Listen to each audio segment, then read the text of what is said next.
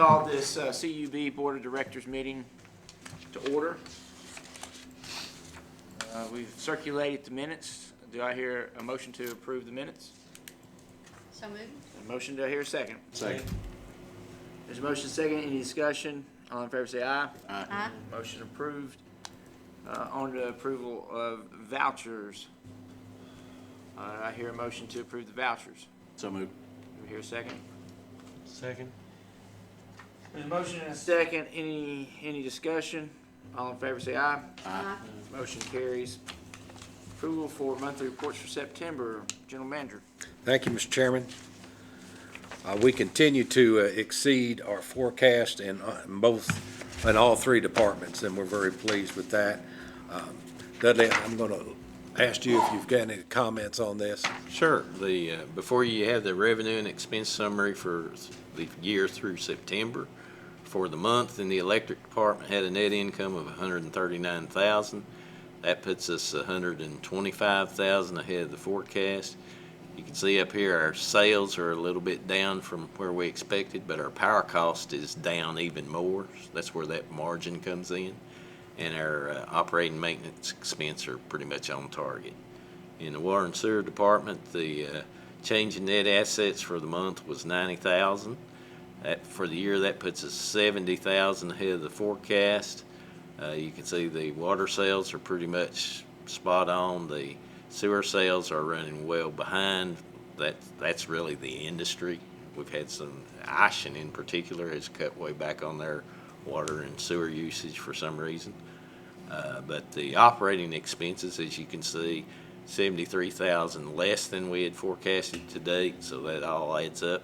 You're $70,000 ahead of the forecast. Both departments doing very well, and that's all I have unless you have any specific questions. Quick question. Why is your days cash down a little bit? Do you have This time of the year it tends to go down because you're spending more than you're bringing in. Okay. You know, We have the transitional period. Yeah. What you'll find in the spring, when we're getting winter revenues and paying spring power bill, that will flip-flop. That's not a worry, Steve, because we do have these other funds set aside that we can dip into should we need to. Gotcha. Thank you.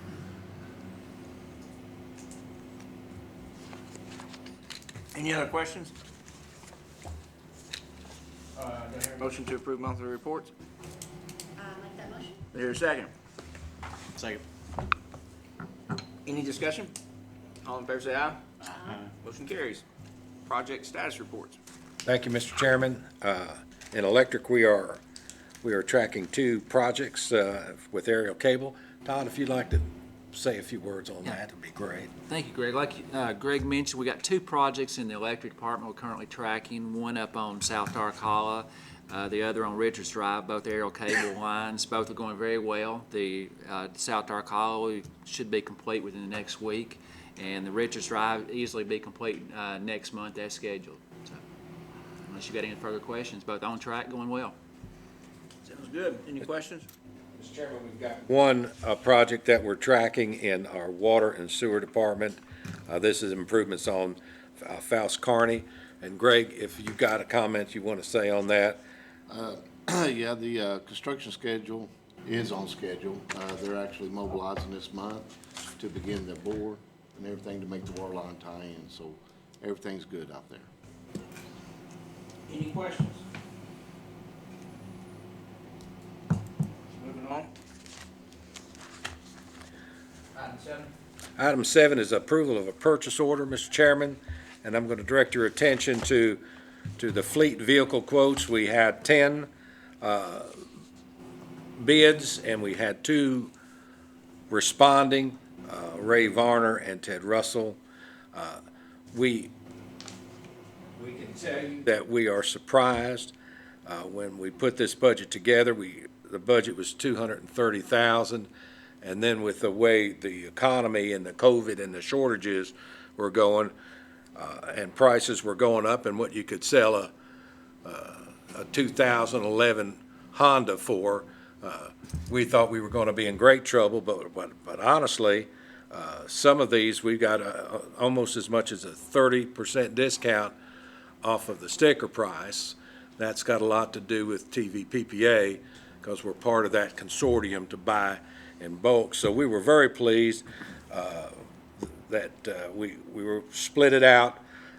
We cherry-picked, as a matter of fact, we saved $737, but all of these vehicles now, we're able to get it for $207 off of that $230 that we had budgeted.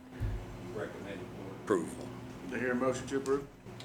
I'll make that motion. Here a second. Second. Motion and a second, any discussion? Greg, is there any advantage of not going back to Ray Varner and doing all your business there? Or Yeah. Leaving I bet you it'd come down, Well- $700 or whatever. That's a great question, because it gives me a great opportunity to respond. We tell everybody, you better sharpen your pencil, you give it to us on the first go, because everybody knows that if they're low and everything else being equal in terms of time, that they're going to get it. So we don't negotiate when we bid out. These are closed bids. We open them all at the same time. Everybody's got the same shot, and who's ever low is going to get it. Or we'll be doing that. We'll gain the first time, and we'll lose from then on in. Any other? And it's against the purchasing policy that we have. Do the addition of these vehicles cause us to surplus some, or is this just on top? Oh, no, of no, what we we'll thought? surplus some. Everything kicks down, because we've got a database on how we roll this, and how often do we have to repair, and then where do we go from here? We move it a lot, and now we go to gov.com or whatever that is, Gov Gov Deals, Deals. yeah. And, well, we used to put them in the newspaper and get nothing for them hardly, and now we are getting top dollar from people from Ohio that are driving down here and putting it on a trailer. They're thrilled when they see it starts. I mean, I'm just saying, it works great. But we retain some of these into the auxiliary force that we have. And then those that were in the auxiliary force that are the oldest ones, that's the ones we kick out. I understand. We used to give them to the schools in the city. I remember that. But you can't. You No. can't. You can't do that now with state. Nothing's free, they say. Any further discussion? All in favor, say aye. Aye. Motion carries. On to the next. Next one, Mr. Chairman, deals with transformer quotes, and we're pleased to get these out. As you can see, we're asking and recommending to Wesco of $51,240, but the backstory on some of this is, especially these pad mounts, we're getting word here recently, Todd, was it 2 years? 2 years. Over- Some we're trying to get quotes on right now on single-phase pad mount transformers. So the prices have gone up 60 and 70% on some of this. And as a matter of fact, they won't even give us a firm price. No. They estimate it, but they're saying that could change, in the lead time. So Let us know what the firm price is 12 weeks prior to production. we are fortunate that we have an inventory, and we've got stuff in the pipeline, but we've had transformers that were due in here in August, Yes, sir. and here it is November, and we haven't gotten them yet, So I recommend that the board approve $51,240 to Wesco for these single-phase conventional pole-mounted transformers. Do I hear a motion to approve? Do I hear a second? Second. Motion and second. Any discussion or any questions? Any reason we should buy more? How much price are they up, and is there any reason to buy any more? Or do you think price will level out eventually? Well, we balance that with what we think we need, when we need it.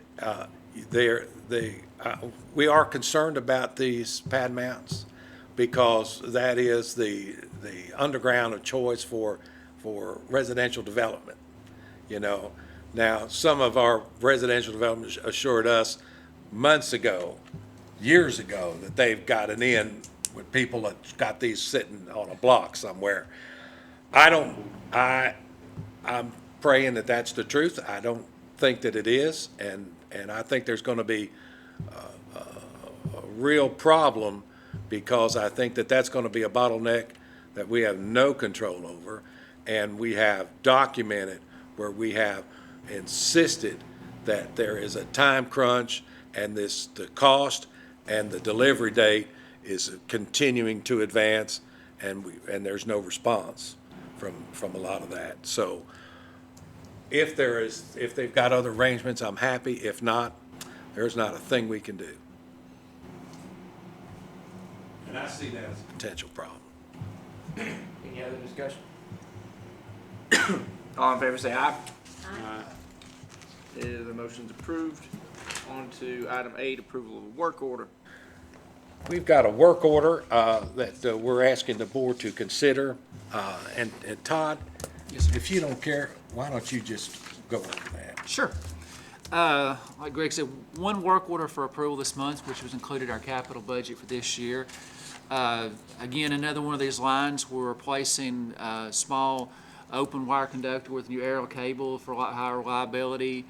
Creates a tie line out here on Mountain Road between Irwin Mill and Bethel Road. Again, for our Flizzer system, so higher reliability and all of that. When we included this in the budget this year, we estimated $230,000, but after our final engineering, including a 10% contingency, is now $267,025, which is the majority of that overage is due to just material escalation.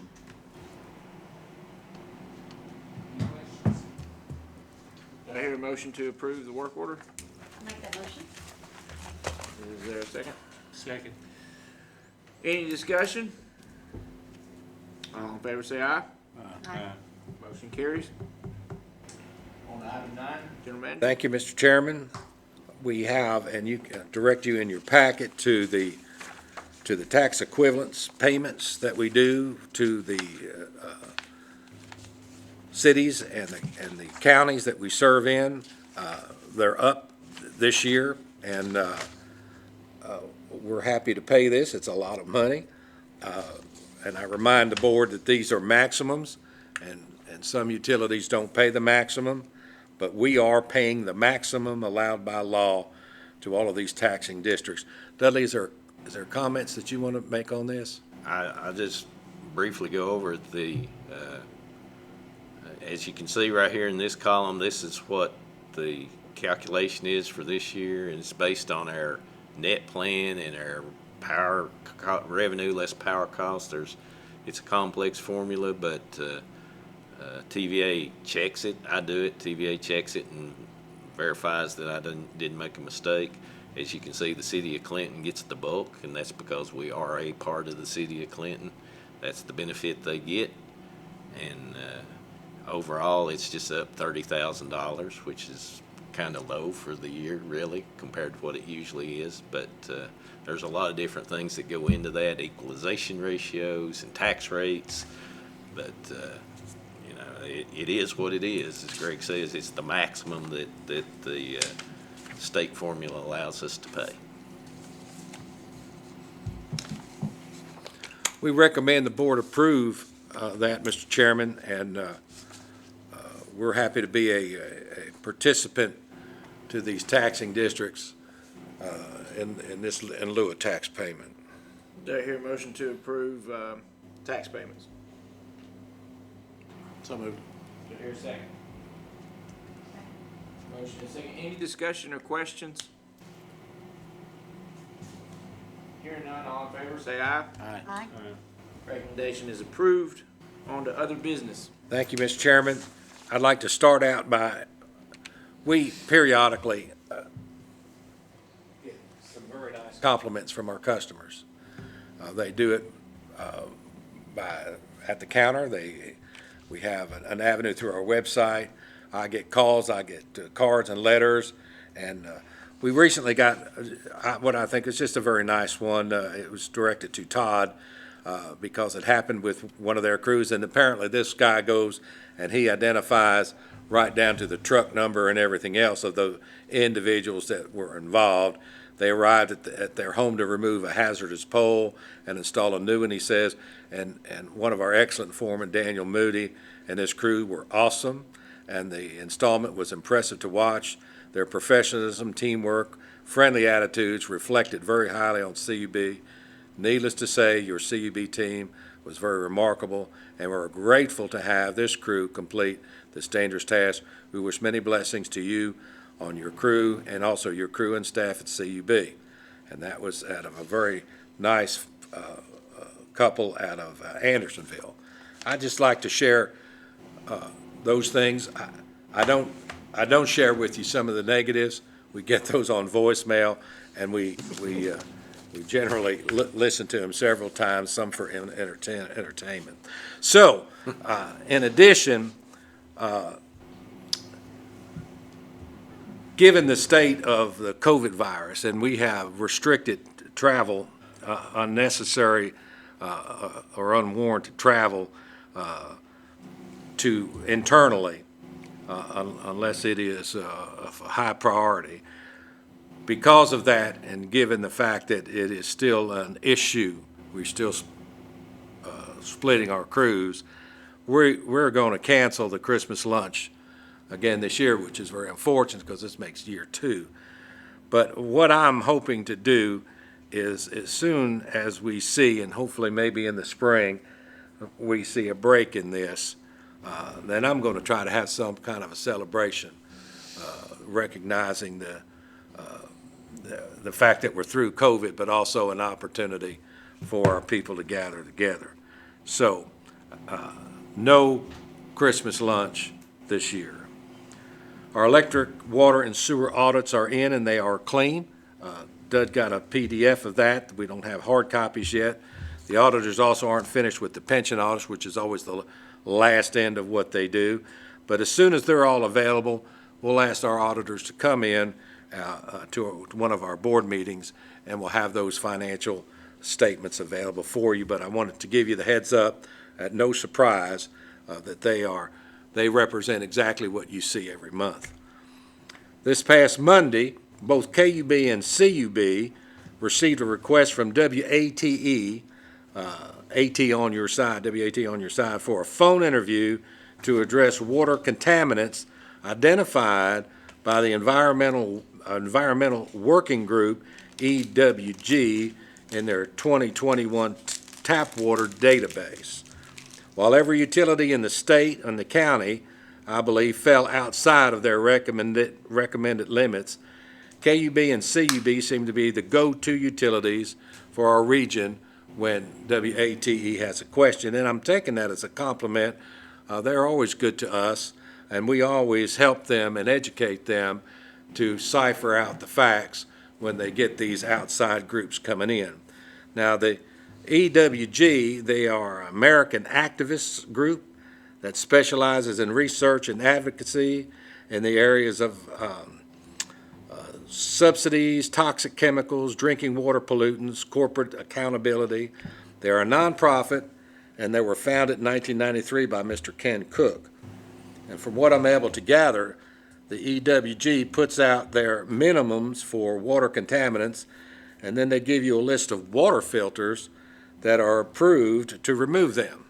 So you essentially, Mr. Cook on those water filters? well, what you do is you click on that website, and then they get a kickback from the water companies. They base a lot of these numbers out of what the California sets as. They don't even set them as standards, they set them as goals. So these are goals. And I thought, because it was on WATE, I want you to be informed. That's why I'm telling you. But I'm going to give you an example of something that you'll recognize, chloroform. I mean, that's what they used to put over you and put you to sleep with, you know. It's typically found in tap water when chlorine, which is how we chlorinate our water, and disinfect it. When chlorine and other disinfectants interact with water supplies being treated for public consumption. Now, in the United States, 98% of all tap water supplies are being treated with chlorine. Those others are wells and things like that. So essentially, every water utility disinfects their water with chlorine, and chloroform is a byproduct of that as it breaks down. And the EPA sets rules in the amount of chloroform that's allowed in water, which is a good thing. The EPA limits for the total trihalomethanes or methanes, it's a class of chemicals that include chloroform in drinking water, and that's about 100 micrograms per liter or 100 parts per million. Now, CUB has 17.8 parts per million, and this organization has set their maximum limit at 0.4. We're at 17.8. Their maximum is at 0.4.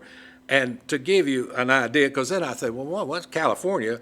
That must be some pretty clean water over there. I looked at San Diego. They're at 16 times higher than what that EWG rate is. And in Santa Cruz, they're at 23.3 parts per million, and they're 56 times what this minimum or maximum is with this group. So, I mean, I'm trying to tell you, it's unattainable. But just so you know, looking at Santa Cruz, they've got arsenic, and they have identified that, and this group says that they've got 1.63 parts per million, and it's 408 times higher than what their maximum recommendation is. We don't have that problem. We didn't go above that radar for them, for us. But KUB is 36 times. Our friends in Oak Ridge are 50 times. The study, what these numbers represent, are not indicative of the real life of what we do. There's chemicals in all water. I grew up drinking right out of a well, and I believe it's stirred with rebar before it ever got into a glass with me, you know, I mean, the iron that it had in it. But what is legal and the limits that are set by the state and by EPA are rigid and they are fluid because they constantly redo that. We send out, and you get one of these, believe it or not, we send out a report on our water quality. It's a water quality report. And everybody on our system gets that. Everybody on our system. And on that, the back of that, and I know you can't see this, on that, it lists all of these contaminants. And it lists whether or not we are in violation. It lists what levels that we have, and it lists what ranges, and it lists what the limits are. Now, we're 100% and have been 100% in compliance. This is lead and everything else that you can think of. Arsenic too is in this. Copper, chlorine, nitrates, all of the things that the state wants to monitor. Now, we do monitor things that the state doesn't require, that there are no limits set on, and we're monitoring those and sending those reports in, and I think that's where they glean some of this information up that the state is not identified as a hazard into water. So if you hear something about this report, know that if you donate $45 to this nonprofit, they will send you a metal jug to where if you're in Santa Cruz, you can get 408 times the amount of arsenic out of the tap water to put in that metal jug. You say, so I want you to know, not a whole lot to it. They try to make a big splash every year, and I think they do that to amp up the anxiety from anybody that hears about it. Oh my God, I need some kind of a special filter on my water supply at my home. And the facts are undeniably, no doubt about it, not the case at all. We have award-winning water at CUB, and I have no doubt that our neighbors have that same level of quality of water, because if they didn't, they wouldn't be able to pass this, and if they didn't pass that, the state would be all over them to see that they did pass it. So I wanted to share that with you, and that's all I have, Mr. Chairman. Is there any other business to come before this board? Anybody would like to have any Thank you for your service, Mr. Chairman, Oh, and anybody else that served. thank you. Thank y'all. Soldier of the Year over there.